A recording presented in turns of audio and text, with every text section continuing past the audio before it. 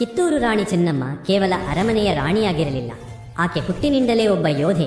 1778ರ October 23ರಂದು ಇಂದಿನ ಬೆಳಗಾವಿ ಜಿಲ್ಲೆಯ ಕಾಕತಿ ಎಂಬ ಪುಟ್ಟ ಹಳ್ಳಿಯಲ್ಲಿ ಜನಿಸಿದ ಚೆನ್ನಮ್ಮ ಬಾಲ್ಯದಿಂದಲೇ ಅಸಾಮಾನ್ಯ ಪ್ರತಿಭೆ ತೋರಿದ್ದಳು. ಆ ಕಾಲದಲ್ಲಿ ಹೆಣ್ಣು ಮಕ್ಕಳು ಅಡುಗೆಮನೆಗಷ್ಟೇ ಸೀಮಿತ ಎಂಬ ಸಂಪ್ರದಾಯವನ್ನು ಮೀರಿ ಅವರ ತಂದೆ ಧೂಳಪ್ಪಗೌಡ ದೇಸಾಯಿ ಮಗಳಿಗೆ ಯುದ್ಧ ಕಲೆಗಳನ್ನು ಕಲಿಸಿದರು. ಕುದುರೆ ಸವಾರಿ, ಖಡ್ಗಯುದ್ಧ, ಬಿಲ್ಲುಗಾರಿಕೆಗಳಲ್ಲಿ ಚೆನ್ನಮ್ಮ ಚಿಕ್ಕ ವಯಸ್ಸಿನಲ್ಲೇ ಪಳಗಿದ್ದಳು. ಆಕೆಯ ಧೈರ್ಯ ಮತ್ತು ಸಮಯ ಪ್ರಜ್ಞೆಗೆ ಆಕೆಯ ಕೀರ್ತಿ ನಾಡಿನಾದ್ಯಂತ ಹರಡಿ ಕಿತ್ತೂರಿನ ದೊರೆ ಮಲ್ಲಸರ್ಜನನ್ನು ತಲುಪಿತು. ಚೆನ್ನಮ್ಮನ ಸೌಂದರ್ಯ, ಧೈರ್ಯ ಮತ್ತು ಜ್ಞಾನಕ್ಕೆ ಮಾರು ಹೋದ ರಾಜ ಮಲ್ಲಸರ್ಜ ಆಕೆಯನ್ನು ವಿವಾಹವಾದ. ಹೀಗೆ ಕಾಕತಿಯ ಕಿಡಿ ಕಿತ್ತೂರಿನ ಮಹಾರಾಣಿಯಾಯಿತು. ಚೆನ್ನಮ್ಮ ರಾಣಿಯಾಗಿ ಅರಮನೆಗೆ ಬಂದ ಮೇಲೆ ಕಿತ್ತೂರಿನ ಆಡಳಿತದಲ್ಲಿ ಸಕ್ರಿಯವಾಗಿ ಪಾಲ್ಗೊಂಡಳು. ಆದರೆ ವಿಧಿಯ ಆಟವೇ ಬೇರೆಯಾಗಿತ್ತು. 1816ರಲ್ಲಿ ರಾಜ ಮಲ್ಲಸರ್ಜ ನಿಧನರಾದರು. ಅವರ ನಂತರ ಚೆನ್ನಮ್ಮನ ಏಕೈಕ ಪುತ್ರನು 1824ರಲ್ಲಿ ಅಕಾಲಿಕವಾಗಿ ಮರಣ ಹೊಂದಿದ. ಒಂದರ ಮೇಲೊಂದು ದುರಂತಗಳು ಬಂದರೂ ರಾಣಿ ಕುಗ್ಗಲಿಲ್ಲ. ತನ್ನ ವೈಯಕ್ತಿಕ ದುಃಖವನ್ನು ಬದಿಗಿಟ್ಟು ರಾಜ್ಯದ ಭವಿಷ್ಯದ ಬಗ್ಗೆ ಯೋಚಿಸಿದಳು. ಕಿತ್ತೂರಿನ ವಂಶವನ್ನು ಮುಂದುವರಿಸಲು ರಾಣಿ ಚೆನ್ನಮ್ಮ ಶಿವಲಿಂಗಪ್ಪ ಎಂಬ ಬಾಲಕನನ್ನು ದತ್ತು ತೆಗೆದುಕೊಂಡು ಅವನನ್ನು ಉತ್ತರಾಧಿಕಾರಿ ಎಂದು ಘೋಷಿಸಿದಳು. ಇದು ಕೇವಲ ಒಂದು ದತ್ತು ಸ್ವೀಕಾರವಾಗಿರಲಿಲ್ಲ, ಅದು ಕಿತ್ತೂರಿನ ಸ್ವಾತಂತ್ರ್ಯವನ್ನು ಉಳಿಸಿಕೊಳ್ಳಲು ರಾಣಿ ಇಟ್ಟ ದಿಟ್ಟ ಹೆಜ್ಜೆಯಾಗಿತ್ತು. ಆದರೆ ಇದೇ ಹೆಜ್ಜೆ ಬ್ರಿಟಿಷರ ಕೆಂಗಣ್ಣಿಗೆ ಗುರಿಯಾಯಿತು. ಆ ಕಾಲದಲ್ಲಿ ಬ್ರಿಟಿಷ್ ಈಸ್ಟ್ ಇಂಡಿಯಾ ಕಂಪನಿ ಭಾರತದಲ್ಲಿ ತನ್ನ ಸಾಮ್ರಾಜ್ಯವನ್ನು ವಿಸ್ತರಿಸಲು ಒಂದು ಕುತಂತ್ರದ ನೀತಿಯನ್ನು ಬಳಸುತ್ತಿತ್ತು. ಯಾವುದೇ ಸಂಸ್ಥಾನದ ರಾಜನಿಗೆ ನೇರ ರಕ್ತ ಸಂಬಂಧಿ ಉತ್ತರಾಧಿಕಾರಿ ಇಲ್ಲದಿದ್ದರೆ ಆ ರಾಜ್ಯವನ್ನು ಬ್ರಿಟಿಷ್ ಸಾಮ್ರಾಜ್ಯದಲ್ಲಿ ವಿಲೀನಗೊಳಿಸಲಾಗುತ್ತಿತ್ತು. ಕಿತ್ತೂರಿನಂತಹ ಸಣ್ಣ ಸಂಸ್ಥಾನ ತನ್ನ ಆದೇಶವನ್ನು ಮೀರಿ ದತ್ತು ಸ್ವೀಕರಿಸಿದ್ದನ್ನು ಅವನು ಸಹಿಸಲಿಲ್ಲ. ತಕ್ಷಣವೇ ಆತ ಈ ದತ್ತು ಸ್ವೀಕಾರವನ್ನು ತಿರಸ್ಕರಿಸಿ ಕಿತ್ತೂರು ಸಂಸ್ಥಾನವನ್ನು ಬ್ರಿಟಿಷ್ ಆಡಳಿತಕ್ಕೆ ಒಪ್ಪಿಸಬೇಕೆಂದು ಫರ್ಮಾನು ಹೊರಡಿಸಿದ. ಬ್ರಿಟಿಷರ ಕುತಂತ್ರವನ್ನು ಮೊದಲೇ ಊಹಿಸಿದ್ದ ರಾಣಿ ಚೆನ್ನಮ್ಮ ಶರಣಾಗಲಿಲ್ಲ. ಸಂಧಾನದ ಮೂಲಕವೇ ಇದನ್ನು ಬಗೆಹರಿಸಲು ಪ್ರಯತ್ನಿಸಿದಳು.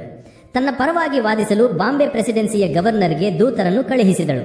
ಕಿತ್ತೂರು ಒಂದು ಸ್ವತಂತ್ರ ಸಂಸ್ಥಾನ ಮತ್ತು ತನ್ನ ಉತ್ತರಾಧಿಕಾರಿಯನ್ನು ಆಯ್ಕೆ ಮಾಡುವ ಹಕ್ಕು ತನಗೆ ಇದೆ ಎಂದು ಸ್ಪಷ್ಟವಾಗಿ ತಿಳಿಸಿದಳು. ಆದರೆ ಬ್ರಿಟಿಷ್ ಅಧಿಕಾರಿಗಳು ರಾಣಿಯ ಮನವಿಯನ್ನು ತಿರಸ್ಕರಿಸಿದರು. ಸಂಧಾನ ವಿಫಲವಾದಾಗ ಠಾಕರೆಯ ನಿಜ ಬಣ್ಣ ಬಯಲಾಯಿತು. 1824ರ ಅಕ್ಟೋಬರ್ನಲ್ಲಿ ಆತ ತನ್ನ ಸೈನ್ಯದೊಂದಿಗೆ ಧಾರವಾಡದಿಂದ ಕಿತ್ತೂರಿನತ್ತ ಹೊರಟ. ಅವನ ಉದ್ದೇಶ ಸ್ಪಷ್ಟವಾಗಿತ್ತು: ಕಿತ್ತೂರನ್ನು ಬಲವಂತವಾಗಿ ವಶಪಡಿಸಿಕೊಳ್ಳುವುದು. ಕಿತ್ತೂರು ಕೋಟೆಯ ಬಳಿ ಬಂದ ಠಾಕರೆ ಸಂಸ್ಥಾನದ ಖಜಾನೆಗೆ ಬೀಗ ಜಡಿದು ಸುಮಾರು 15 ಲಕ್ಷ ರೂಪಾಯಿ ಮೌಲ್ಯದ ಸಂಪತ್ತನ್ನು ವಶಪಡಿಸಿಕೊಳ್ಳಲು ಯತ್ನಿಸಿದ. ಇದು ರಾಣಿ ಚೆನ್ನಮ್ಮನ ಸ್ವಾಭಿಮಾನಕ್ಕೆ ಮಾಡಿದ ನೇರ ಅವಮಾನ. ಆಗ ರಾಣಿ ತನ್ನ ಸಲಹೆಗಾರರು ಮತ್ತು ಸೇನಾಪತಿಗಳೊಂದಿಗೆ ಸಭೆ ನಡೆಸಿದಳು. ಕಿತ್ತೂರು ನಮ್ಮದು, ಈ ಮಣ್ಣು ನಮ್ಮದು. ನಮ್ಮ ಹಕ್ಕನ್ನು ಬಿಟ್ಟುಕೊಡುವುದಕ್ಕಿಂತ ಯುದ್ಧ ಭೂಮಿಯಲ್ಲಿ ವೀರಮರಣ ಹೊಂದುವುದು ಲೇಸು.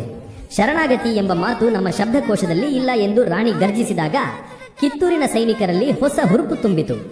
ಠಾಕರೆ ತನ್ನ ಸೈನ್ಯದೊಂದಿಗೆ ಕೋಟೆಯ ದ್ವಾರದ ಬಳಿ ನಿಂತು 20 ನಿಮಿಷಗಳಲ್ಲಿ ಕೋಟೆಯ ಬಾಗಿಲು ತೆರೆಯದಾದರೆ ಫಿರಂಗಿಗಳಿಂದ ಕೋಟೆಯನ್ನು ಧ್ವಂಸ ಮಾಡುತ್ತೇನೆ ಎಂದು ಎಚ್ಚರಿಕೆ ನೀಡಿದ. ಅದಕ್ಕೆ ಪ್ರತಿಯಾಗಿ ಕೋಟೆಯ ಮೇಲಿಂದ ಹರ ಹರ ಮಹಾದೇವ ಎಂಬ ಯುದ್ಧ ಘೋಷ ಮೊಳಗಿತು. ರಾಣಿ ಚೆನ್ನಮ್ಮ ಯುದ್ಧದ ಉಡುಪನ್ನು ಧರಿಸಿ ಕೈಯಲ್ಲಿ ಖಡ್ಗ ಹಿಡಿದು ತನ್ನ ಕುದುರೆಯ ಮೇಲೆ ಸಿದ್ಧಳಾಗಿ ನಿಂತಿದ್ದಳು. ಅದು 1824ರ ಅಕ್ಟೋಬರ್ 23. ಕಿತ್ತೂರು ಕೋಟೆಯ ಹೊರಗೆ ಬ್ರಿಟಿಷ್ ಸೈನ್ಯ ಫಿರಂಗಿಗಳೊಂದಿಗೆ ಸನ್ನದ್ಧವಾಗಿ ನಿಂತಿತ್ತು. ಕೋಟೆಯೊಳಗೆ ಸ್ವಾತಂತ್ರ್ಯದ ಕಿಚ್ಚು ಜ್ವಲಿಸುತ್ತಿತ್ತು. ಠಾಕ್ರೆ ಯುದ್ಧ ಆರಂಭಿಸಲು ಆದೇಶ ನೀಡಿದ. ಆದರೆ ಕೋಟೆಯೊಳಗೆ ಕುಳಿತು ಹೋರಾಡಿದರೆ ಬಲಿಷ್ಠ ಬ್ರಿಟಿಷ್ ಸೇನೆಯನ್ನು ಹೆಚ್ಚು ಕಾಲ ತಡೆಯಲು ಸಾಧ್ಯವಿಲ್ಲ ಎಂಬುದು ರಾಣಿಗೆ ತಿಳಿದಿತ್ತು. ಆಕ್ರಮಣವೇ ಅತ್ಯುತ್ತಮ ರಕ್ಷಣೆ ಎಂಬುದು ಆಕೆಯ ತಂತ್ರವಾಗಿತ್ತು. ಯಾರೂ ಊಹಿಸದಂತೆ ಹರ ಹರ ಮಹದೇವ ಎಂಬ ಗಗನಭೇದಿ ಘೋಷದೊಂದಿಗೆ ಕಿತ್ತೂರು ಕೋಟೆಯ ದ್ವಾರಗಳು ತೆರೆದುಕೊಂಡವು.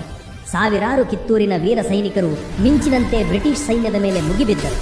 ಈ ಅನಿರೀಕ್ಷಿತ ದಾಳಿಯಿಂದ ಬ್ರಿಟಿಷ್ ಸೈನಿಕರು ದಿಗ್ಭ್ರಾಂತರಾದರು. ಈ ದಾಳಿಯ ನೇತೃತ್ವ ವಹಿಸಿದ್ದು ಸಾಕ್ಷಾತ್ ರಾಣಿ ಚೆನ್ನಮ್ಮ. ಪುರುಷರ ಯುದ್ಧದ ಉಡುಪಿನಲ್ಲಿ ಒಂದು ಕೈಯಲ್ಲಿ ಕುದುರೆಯ ಲಗಾಮು ಮತ್ತು ಇನ್ನೊಂದು ಕೈಯಲ್ಲಿ ಹರಿತವಾದ ಖಡ್ಗವನ್ನು ಹಿಡಿದು ಆಕೆ ರಣರಂಗಕ್ಕೆ ಇಳಿದಳು. ಆಕೆಯ ಗುರಿ ಸ್ಪಷ್ಟವಾಗಿತ್ತು: ಹಾವಿನ ಹೆಡೆಯನ್ನೇ ಮುರಿಯಬೇಕು, ಅಂದರೆ ಬ್ರಿಟಿಷ್ ಸೈನ್ಯದ ನಾಯಕ ಠಾಕರೆಯನ್ನು ಮುಗಿಸಬೇಕು. ಠಾಕರೆ ಒಂದು ಎತ್ತರದ ಸ್ಥಳದಲ್ಲಿ ನಿಂತು ಆದೇಶ ನೀಡುತ್ತಿದ್ದ. ತನ್ನತ್ತ ಸಿಂಹದಂತೆ ನುಗ್ಗಿ ಬರುತ್ತಿರುವ ರಾಣಿಯ ವೇಗ ಮತ್ತು ಆವೇಶ ಕಂಡು ಅವನು ಬೆಚ್ಚುಬಿದ್ದ. ಜನಪದ ಮತ್ತು ಹಲವು ಐತಿಹ್ಯಗಳ ಪ್ರಕಾರ ರಾಣಿಯ ಕೈಯಲ್ಲಿದ್ದ ಖಡ್ಗ ಗಾಳಿಯಲ್ಲಿ ಮಿಂಚಿನಂತೆ ಸಂಚರಿಸಿ ಠಾಕರೆಯ ಕುತ್ತಿಗೆಗೆ ಅಪ್ಪಳಿಸಿತು. ಆ ಒಂದೇ ಹೊಡೆತಕ್ಕೆ ಅವನ ತಲೆ ದೇಹದಿಂದ ಬೇರ್ಪಟ್ಟು ನೆಲಕ್ಕುರುಳಿತು ಎಂದು ಹೇಳಲಾಗುತ್ತದೆ. ಆದರೆ ಹೆಚ್ಚಿನ ಐತಿಹಾಸಿಕ ದಾಖಲೆಗಳು ಮತ್ತು ಬ್ರಿಟಿಷ್ ವರದಿಗಳ ಪ್ರಕಾರ ಆ ನಿರ್ಣಾಯಕ ಕ್ಷಣದಲ್ಲಿ ರಾಣಿಯ ನಂಬಿಕಸ್ಥ ಸೇನಾಪತಿ ಅಮಟೂರು ಬಾಳಪ್ಪ ಹಾರಿಸಿದ ಗುಂಡಿಗೆ ಠಾಕ್ರೆ ಬಲಿಯಾದ.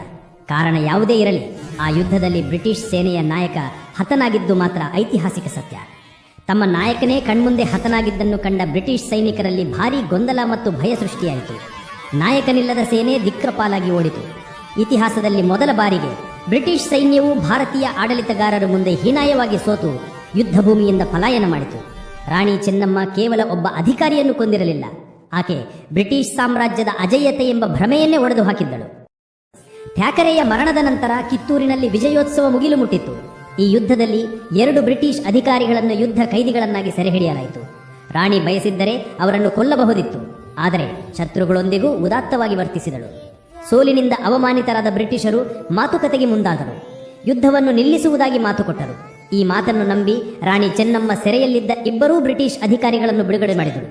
ಆದರೆ ವಂಚನೆಯೇ ಮೈಗೂಡಿಸಿಕೊಂಡಿದ್ದ ಬ್ರಿಟಿಷರು ತಮ್ಮ ಮಾತನ್ನು ಮುರಿದರು. ತಮ್ಮ ಅಧಿಕಾರಿಗಳು ಸುರಕ್ಷಿತವಾಗಿ ಮರಳುತ್ತಿದ್ದಂತೆ ಮೈಸೂರು ಮತ್ತು ಶೋಲಾಪುರದಿಂದ ಮತ್ತಷ್ಟು ದೊಡ್ಡ ಸೈನ್ಯವನ್ನು ತರಿಸಿ ಕಿತ್ತೂರು ಕೋಟೆಗೆ ಮತ್ತೊಮ್ಮೆ ಮುತ್ತಿಗೆ ಹಾಕಿದರು. ದುರದೃಷ್ಟವಶಾತ್ ಕೋಟೆಯಲ್ಲಿದ್ದ ಕೆಲವು ದೇಶದ್ರೋಹಿಗಳು ಹಣದ ಆಸೆಗಾಗಿ ಬ್ರಿಟಿಷರೊಂದಿಗೆ ಕೈಜೋಡಿಸಿ ಕಿತ್ತೂರಿನ ಫಿರಂಗಿಗಳಲ್ಲಿದ್ದ ಮದ್ದಿಗೆ ಸಗಣಿ ಮತ್ತು ನೀರನ್ನು ಬೆರೆಸಿ ಅವುಗಳನ್ನು ನಿಷ್ಪ್ರಯೋಜನಗೊಳಿಸಿದರು.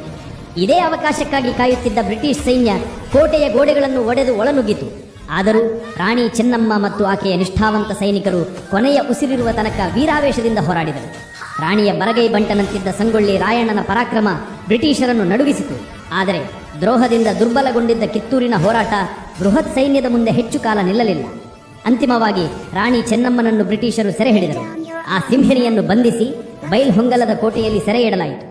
ಸಂಗೊಳ್ಳಿ ರಾಯಣ್ಣ ಗೆರಿಲ್ಲಾ ಯುದ್ಧ ತಂತ್ರದ ಮೂಲಕ ಬ್ರಿಟಿಷರನ್ನು ಕಾಡಿದರೂ ಅವನನ್ನು ಕೂಡ ದ್ರೋಹದಿಂದಲೇ ಸೆರೆ ಹಿಡಿದು ಗಲ್ಲಿಗೇರಿಸಲಾಯಿತು.